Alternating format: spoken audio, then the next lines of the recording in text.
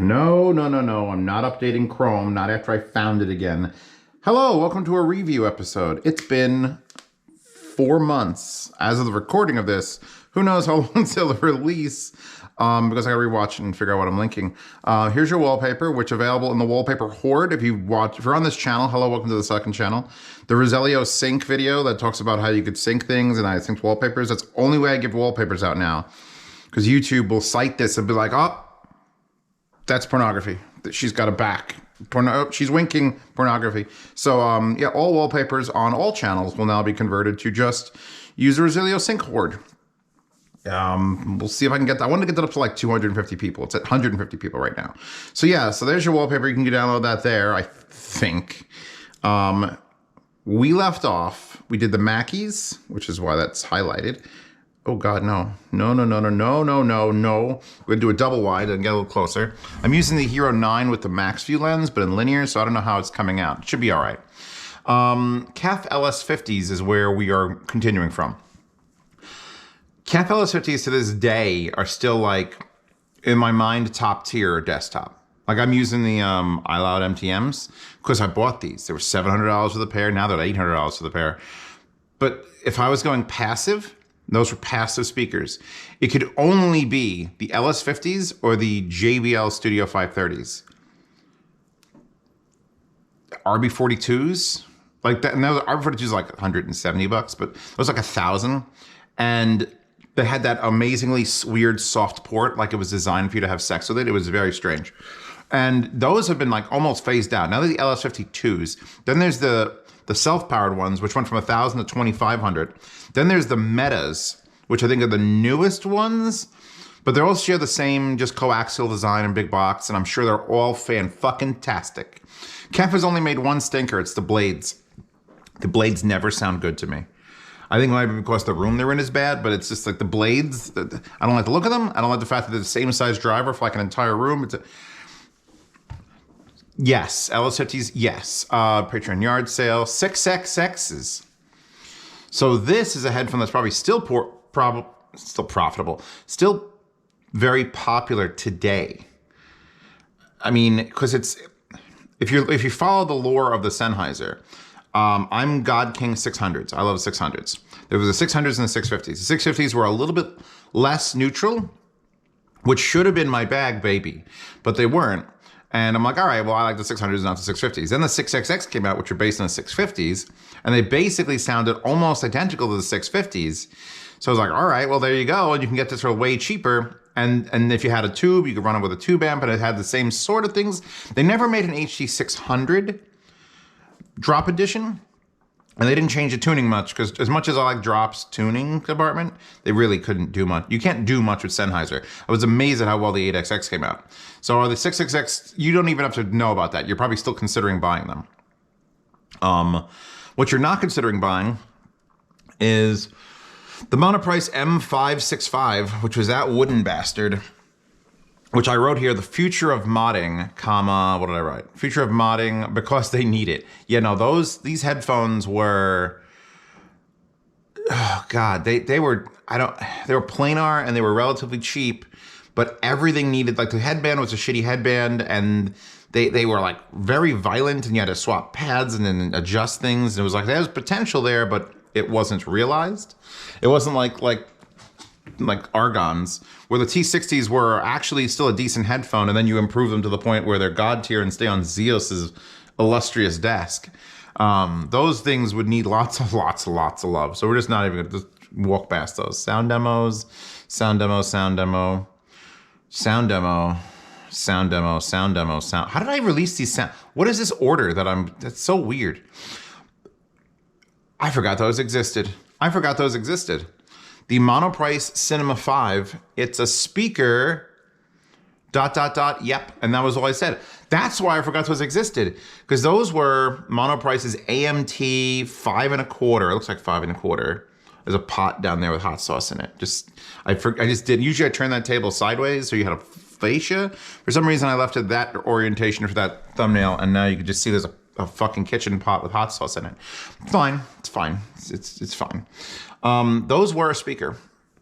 I could tell from the title that they were meh. And the top of them was like a rounded shape, so you couldn't like put anything on it or turn them upside down, or it would just roll like a weeble. They left no impression on me if I didn't remember they existed. So those were a meh speaker and probably a little bit too expensive. Monoprice's speakers have been like, I would say hit and miss, but it's been miss and miss and miss and miss. It's been all miss. I can't think of a Monoprice. There was those tall Monoprice speakers that were based off of like a kit design with the port that chuffed so hard that it would knock things over. And they were good, but they weren't like great.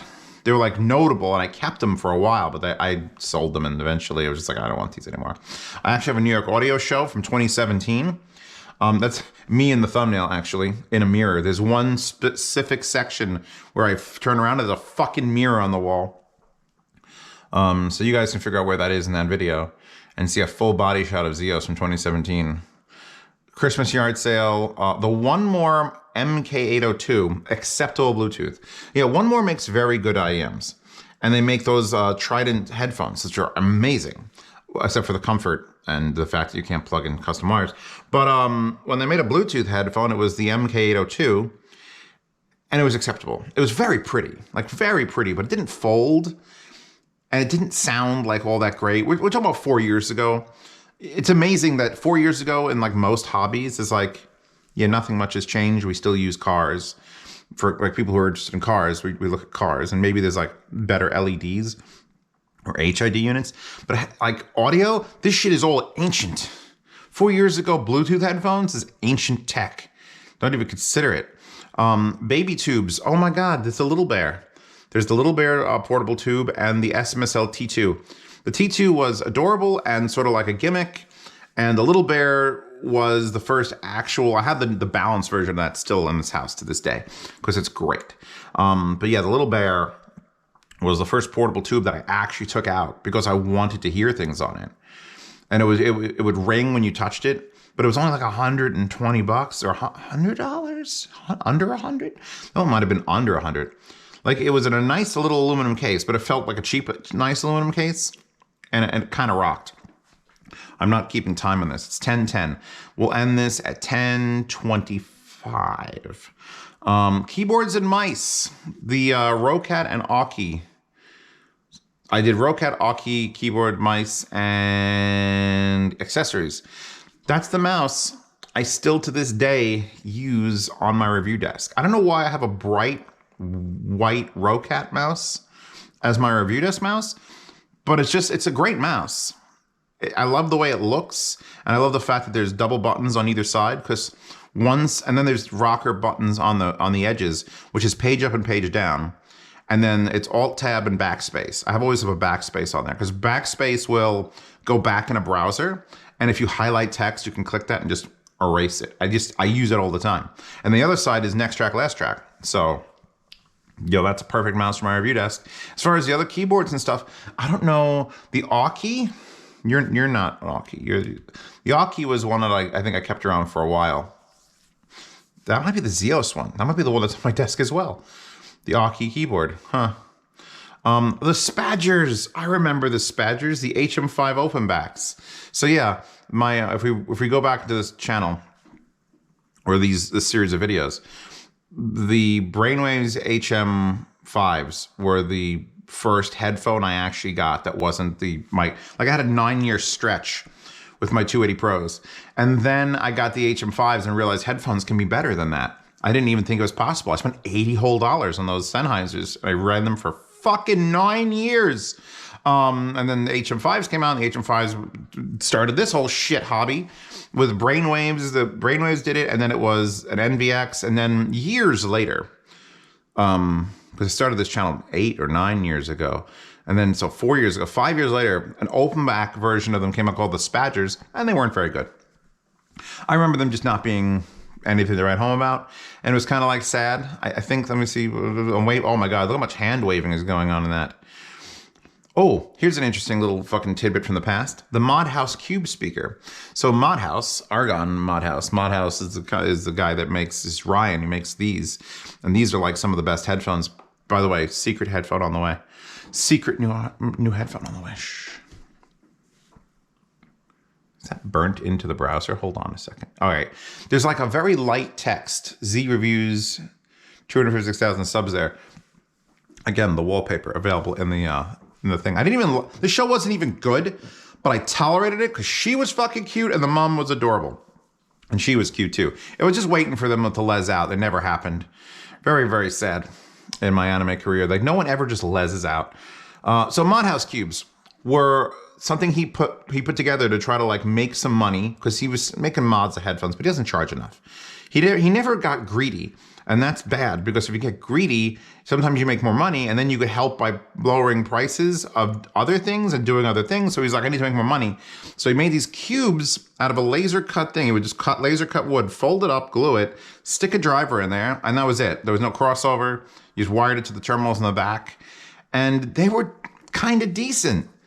They weren't like blow your mind, but they competed with like anything. I think he was charging $80 for them. Oh my God, I whipped out the old fucking Dayton amp for this. Don't remember that. They were like, if you wanted to support Mod House and you just wanted to happen to, like, it's like buying merch. Like you buy a t-shirt for Z Reviews. By the way, Z merch is at zboombox.com. You buy a merch and it's great. That was essentially merch for Mod House. He's like, instead of giving you a t-shirt, I'm gonna give you a little pair of speakers. It doesn't cost us much to build them. Whatever it cost them to build, and we're going to charge you like $80. And if you give it that $60 that goes to the till, that we can go and do more research on other things. It just did it. It'd be weird if merch was like a speaker. I wonder if you could even get. I don't have mine anymore. I think I sent them back to him. He was like, "Hey, can I get those back? Because I need them to do promotional." I sent him back. Okay, if you want to watch a great review. Not a great product, a great review. Go look up the Vetr, the VETR PANL-1, PANL-1. Flat is not justice. So the Vetr was a Kickstarter that contacted me, or an Indiegogo, I don't know, take your pick. And it was a flat speaker. It was pieces of carbon fiber on an aluminum bracket, and it just had those exciters in the back that vibrated the panel. I forget what those are called. There's a type of microphone that's named after them too. And it just shook the speakers, and it had a little subwoofer that came with it for the low end. And it was just supposed to, that was your speakers. It looked super cool because just flat panels that vibrate. The problem was the carbon fiber they used was like fucking 3mm thick. So you can't get treble out of a 3mm piece. You can't move a panel fast enough to represent the hertz range of like 1,000 even. Like, you tell me you're gonna move that panel back and forth 1,000 times in a second? The thing, it was carbon fiber, but it was heavy. Like, tweeters are made out of like very, very delicate little small fucking pieces of fabric that are covered in wax so that you could move them at like 22,000 times a second. You have to have a lot of energy and just move the thing so fucking fast to make a tweeter be a tweeter. So this was just a big fucking wonkin' panel that could move like 250 hertz. Good, and then that was it. And it sounded like you were listening to someone's speakers through a wall. It was like if I put speakers in my shitter, which is on the other side of this wall, and blasted them, that's what it would sound like. It was like, it was like, oh God, those were garbage. I was brutal on that review. I was insulted that they even sent them to me. Like I am insulted to this day, 4 years later. Why did you even try? How did you have this concept, put it together and go, yes, fuck them. Z Reviews Bluetooth audio. Wow, that was a generalized one. I got 68,000 views on this. Is it still bad? What am I looking at there? I've got an Anchor speaker, it looks like. A FiiO, one of the FiiOs, I don't recognize the model number, and then some MPOW units. This was right around the time, and whatever headphone that is, don't recognize it. This was right around the time where Bluetooth 4 was coming out, I think. 4 years ago, Bluetooth 4. So we're getting to the point where Bluetooth was actually starting to get good. Like it wasn't LDAC yet, but we definitely had, was aptX? That might have been the start of aptX. So spoilers, Bluetooth was starting to not be bad. Now Bluetooth, LDAC, I don't even notice the fucking difference. Like if I'm out and if I'm using it in like a $10,000 home theater or a theater like with good speakers and in my home, I'll like stray away from it still. Because why? But if I'm out and about, who gives a fuck? I'm out and about. I don't need that last like 10% or 4% of fucking like the quality that if I hear the right song with the right headphone, Bluetooth is fine. The FiiO Q1 Mark II balanced baby jack amp. I had a little bit of a love affair with that thing. If that had Bluetooth in it, if that had Bluetooth in it and came out today, it would compete with the fucking Griffin in my heart. Because that was the first little, it was balanced 2.5, which I wish it would be 4.4. But it was just a nice little build and the knob, and it was small. Like there's a size thing that comes into portable units that if the portable doesn't feel good to hold and keep in your pocket, I'm disinterested. We could look at the fucking IFI in a second. But that was just a great little unit. That was like the battery powered equivalent of at that point, I don't think the K3 was out. But like the E10K, and then this was better than that because it was balanced, and they made the E10, then they made the K3, which was balanced, but this was portable and battery powered. And if you're powering something off a USB, you have to assume if you're running something USB that it's running off the lowest common denominator, which is 5 volts, a half an amp. That's it. That's all you have to do. You know you're gonna get at least that much, but you can't bank that you're gonna get more. So any USB powered device has to deal with that, either with capacitors or by just limiting the output. If you have a battery built in, you get to spike your power up higher than the USB would ever be able to deliver it. So that thing was actually pretty powerful because it would just assume you're not gonna run like a fucking wave sign at full volume for 25 minutes and drain the battery. You'd listen to music and it would have beats and the beat would go up and then the battery would recharge while it's doing it. So it actually fucking sounded great. It's another reason that a lot of weird, highly expensive desktop stuff has batteries built in, so they're not relying on it. But you could usually take 110 into the back, and it doesn't fucking matter. The Gilmore Headamp Gilmore Lite Mark II. I think I really like that. I don't remember anything else about it. Well built. Headamp makes some different, interesting stuff. USA Class A Abrams tank compatible. Yeah, it was a really well built unit. Wasn't balanced though, and I think it was 600. This is the point where balance still mattered. Nowadays, honestly, balance is like, it's nice that you give me a balance thing, but it better be real balance. I'm getting pissed at Topping for making things that are not real balanced. They're just putting balance connectors on it for convenience, and I keep not knowing that till the review, and I'm like, fuck. Have some more of my French ginger liqueur, hold on. Oui, oui, mon ami. It's actually water. IFI Nano iDSD Black Label, a thick portable. So that was trying to be portable, but it was the same thickness as their normal units. And it was very good. I think Pasta has one of those. It was a desktop unit. It was a micro desktop unit. There was no fucking way you were taking that shit portable. I don't give a fuck. Stop. Full stop. It's not even the right shape. It was like short and fat. Like that doesn't go with a phone. It doesn't go in your pocket. They had to use a wire. It made no fucking sense for that. Great as a microscopic desktop unit. Terrible as a portable. Monoprice M300s, half price IEHs that work pretty much.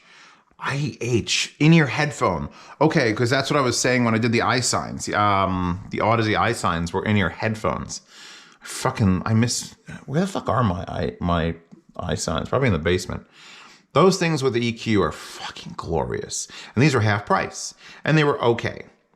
That's it. If you have Monoprice M300s, congratulations. EQ them, maybe they'll be good. The Ricardos. Oh man, see that's a headphone that I reviewed and I think I yard saled it. And I yard saled it too fast and I didn't get a chance to use it constantly.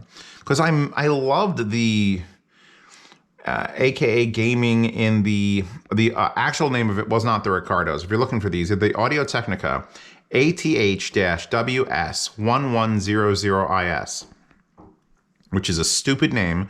So I called them the Ricardos because that's way easier to remember. And I think they said super bass on the box, and they actually were bass light with very, very fine treble, like good treble. So I made them like an attacking, like pro gaming headphone that were super fucking comfy. But yeah, they I don't know why Audio Technica would put that as their fucking logo or name.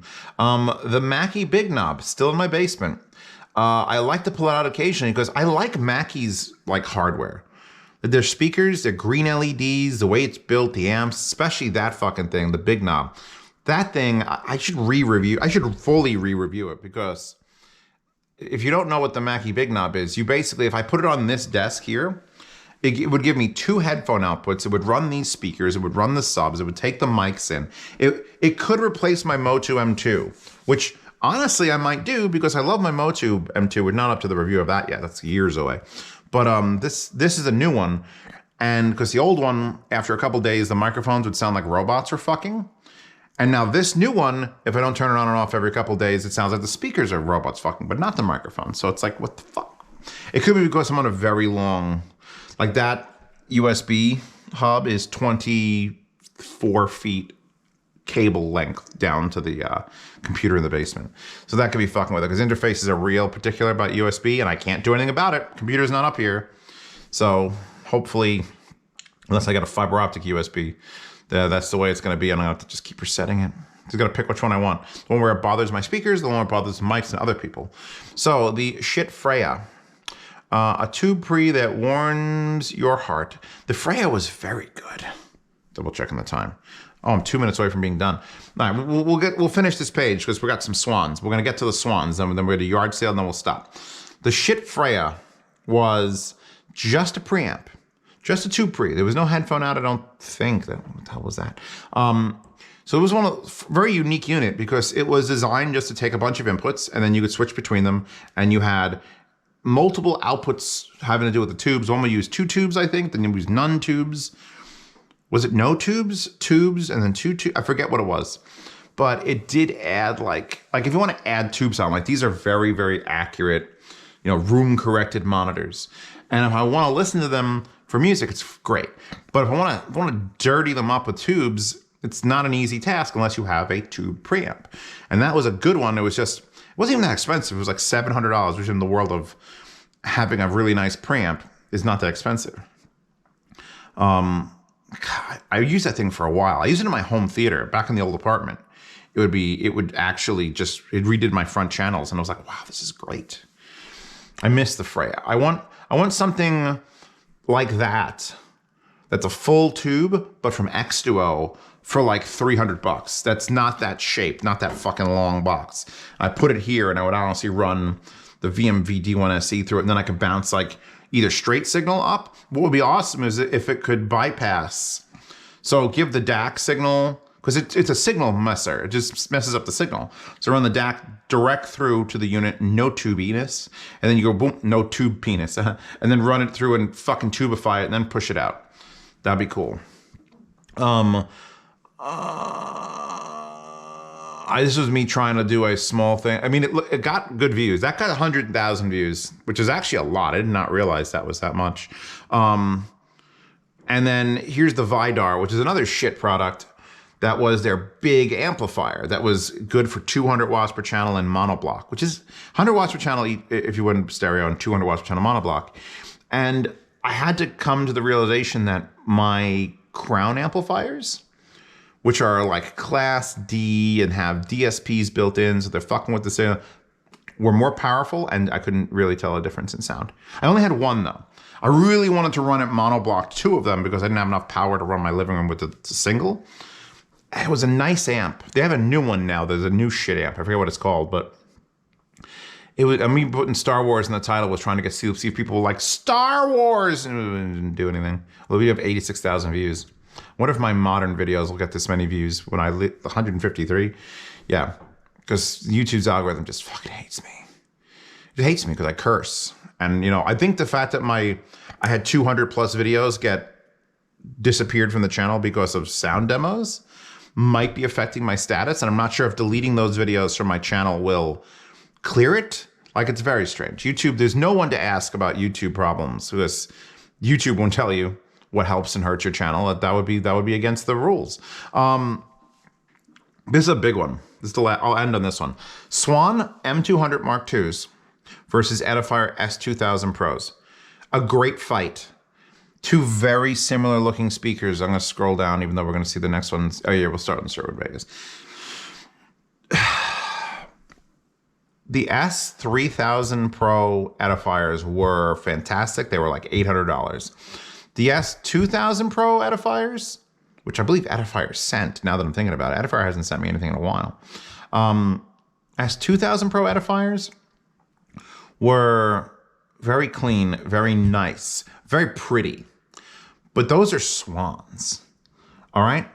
And M200 Mark IIIs, are those my first Swan? I mean, if you look at the yard sale, literally next to it, you see a picture of the Edifiers. The Edifiers went to the yard sale.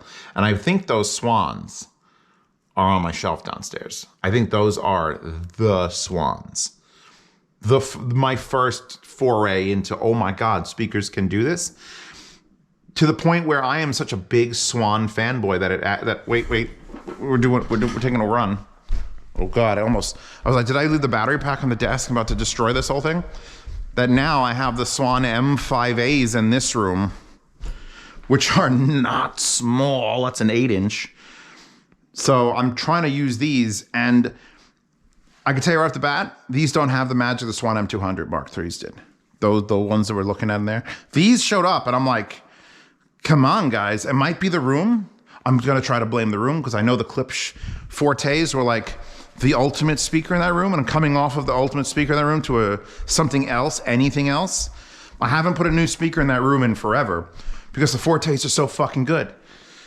But I have been on a journey with Swan ever since then, and a lot of it has been out of pocket. Because Swan sent me that M200 Mark IIIs, put them on my desk, and I would literally have people show up and just kneel. Don't sit. Kneel and just lean your face into these speakers. And it was God. The Edifiers had better remote control. They had fucking inputs, digital. The Swans are just a big dumb set of speakers with a volume knob. Amazing. My love affair, I had done Swans, I think, previous, but I think that was the pair that was like the, oh my God, this is the pair. And after that, I bought the, not one, but 2 sets of M300s, M300 Mark Is. I bought at least one of those sets because we were going to RMAF, and the set like got fucked up in transit. They didn't sound right, so I bought another set, but then it didn't make it to RMAF in time, and we didn't sell it. So I now have my rear channels. My home theater in the basement consists of 2 sets of M300s, 1 set of M200 Wi-Fi's, which is the one after this, which was not good in a desk, but great in a room. So there's 6 in the rear channel, self-powered Swans. And then my center channel is the M500s with the big. So literally every speaker in my home theater, I could do anything I want home theater. Everything but 2, the heresies, the Klipsch heresies to the left and right. The center, the sides again, and the backs are all Swans. Because fucking Swan. And now I've got the M5As. I also bought the M3As. We'll get to those at some point. Those were $1,200, straight out of pocket. Swan wasn't talking to me. I wanted them. I bought the DIY 3.1 kit. I put it together. I went, these sound amazing, but I bet they'd sound even better if they were made by Swan, DSP corrected, in a pretty box. And they indeed did. Swan, Swan, Swan, Swan, Swan, Swan, Swan. If I bring those M5As down the basement and they sound good, Swan. Right now, they sound a little bit like, oh my God, like M500s in the basement were so violent in their delivery of sound that I literally use them for my center channel. They sound good, like great, but you can't listen to them. They have no physical purpose of like, I want to put, you have to be 30 feet away from them to make them coherent. And I'm worried that's what's happening with those fucking M5As too. So we're not getting, M5A review is coming. I have to break them in a little more. I'm going to give them 100 hours watching TV and I have to leave the house and just let them play. But yeah, no, Swan, Swan, Swan, Swan, Swan. And Edifier, God bless you. The 1000s, 2000s, and 3000s are all solid speakers. I've never been upset by an Edifier product, except for maybe their Bluetooth headphones. But when you put them sound versus sound against Swan, they lose. They lose by a little bit, a little tiny bit. If you're buying a set for someone else and you want them to just be happy, buy them Edifiers. It'll be way, way more fucking ease of use. But if you're pure sound, Swan every fucking day of the week. Anyway, that is this episode of review. I should just film another one back to back and then release it in like a month, but we'll see how I do. I got to drink and then rearrange the desk. It looks like time has passed. It looks like it's going to thunderstorm. That wallpaper available in the Resilio Sync Horde. So go get that there. Patreon Subscribe Star. Support all the channels and its ravings. I hope you still like these. I'm sorry it took me so long to put the next one in. I'll make sure the playlist is updated. But yeah, Patreon Subscribe Star. See reviews early, not these. Participate in yard sales, which you've now seen me go over yard sales. And then what's the other thing I do? Oh, sound demo Oasis. So if you ever want to listen to a sound demo that has either disappeared from YouTube or is lossless. The older ones I can only pull out from the videos. I don't have the original files, but new sound demos within the last 4 months. I actually have the wave files that I'm editing and I just put it up there in FLAC. Uncompressed sound demos if you want to listen to them. And for $10 a month, you get into the behind the scenes Telegram chat where you can ask me any questions, ask other people questions. You get into a lifetime swap meet chat and you never get kicked out of that and you buy, sell, and trade gear and you were good. We're good. And hi-fi guides. This video is probably coming out shortly, or at least within the week. I'm trying desperately. If you're on Hi-Fi Guides, the forum, and you can't get an email verification, that's because SendGrid fucked up. SendGrid is the service we use that does our emails, and they're so secure that when an IP address changes, you can't log in. Even if you have double two-factor authentication, you have to be on a whitelist. So if there's 3 people who have the login, me, DMS, and our friend Joe, who's doing the tech stuff, if the fucking IP address changes for everybody, you're fucking locked out and you can't fix anything. You have to like go through a whole process. And I pay, but DMS is the owner and the other guy, Joe, is like the one that's actually the tech guy. So it's a fucking nightmare trying to coordinate this with and their service constantly shuts down tickets. Goodbye. Thank you. I'll have a whole video on that when I go to apologize because people have been probably leaving the Hi-Fi Guides forum because of it. Anyway, wallpapers and more reviews and gonna rain.